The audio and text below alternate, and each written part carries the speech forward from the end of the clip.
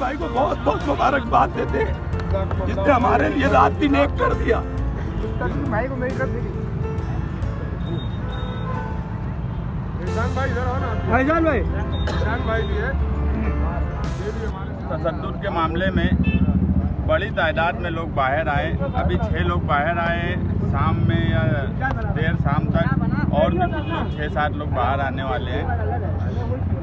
ये मालेगांव शहर के लिए बहुत खुशी की बात है कि जामीन का सिलसिला जो इक्का दुक्का जारी था उसमें अब बड़ी तादाद में लोग छूट रहे हैं। और हमारी कोशिश यही है, अब्दुल अजीम खान साहब की जो लीगल टीम है वो मुसलसल यही कोशिश कर रही है कि यार जितने लोग हैं, हम पहले ये कोशिश में थे कि रमज़ान से पहले सब लोग बाहर आ जाए, मगर एक बड़ी तादाद इंशाअल्लाह रमज़ान से पहले बाहर आ गई है।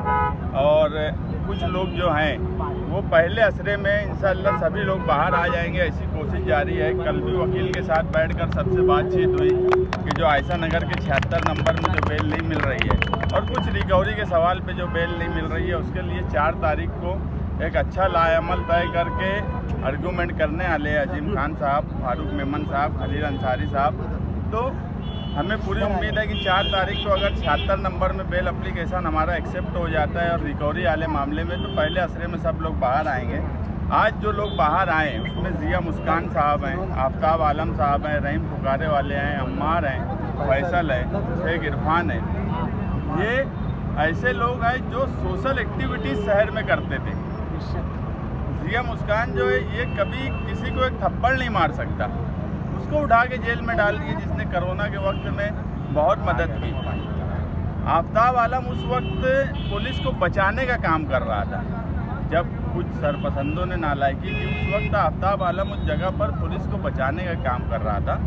रहीम पुकारे वाले ने कोई बहुत गलत पुकारा वो नहीं किया था, मगर उसको हवा बना दिया गया। एक मीडिया का जिम्मेदार अम्मार, ऐसी कोई बात उसके चैनल से भी नहीं हुई। वो तो एक पढ़ा लिखा नौजवान लड़का है, 4.5 महीने उसको जेल में डाल दिए। ये मैं इससे पहले भी बोला कि कानून की लड़ाई जीतेंगे हम इंशाअल्लाह। जुडिशरी सिस्टम कभी कभी बड़ा सुस्त हो जाता है, बस सुस्त सिस्टम का हम शिकार हुए कि इतना वक्त लग गया। और हमारे कुछ साथी जो है वो अंदर है, कुछ वक्त में वो भी बाहर आ जाएंगे। मगर अवाम की अदालत में जब फैसला होता है तो बहरहाल वो फैसला देरपा महसूस होता और उसके असरात पड़ते हैं। मालेगांव शहर कभी जुल्म नाइंसाफ़ी बर्दाश्त नहीं किया, और जो भी जुल्म नाइंसाफ़ी करें सरकारी एजेंसियां, उनसे हर हाल में हिसाब किताब लिया जाएगा। जब भी सब लोग बाहर आएंगे, हम इसलिए आज उस मामले में कुछ नहीं बोलते कि हमारे बहुत से सैकड़ों साथी अभी भी जेल में हैं।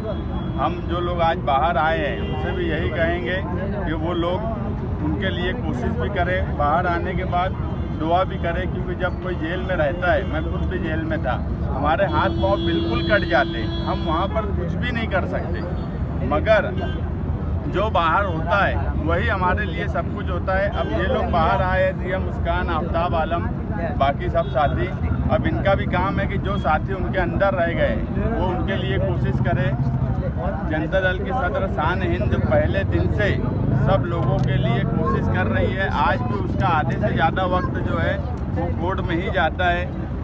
और मैं यही बोलूँगा कि तमाम ही लोगों को कि अल्लाह का शुक्र अदा करें, जो वकीलों ने आपके लिए मेहनत की है उनके लिए दुआ करें, और जो साथी हमारे अंदर अभी बंद हैं उनके लिए दुआ भी करें, और मेरे साथ में लगकर उनके लिए कोशिश भी करें। अगर रमज़ान लग भी जाता है तो आप लोग मेरे साथ आइए, उनके लिए हम जो भी मदद कर सकते हैं वो मदद करेंगे। इतना ही बोलकर मैं अपनी बात खत्म करता हूँ।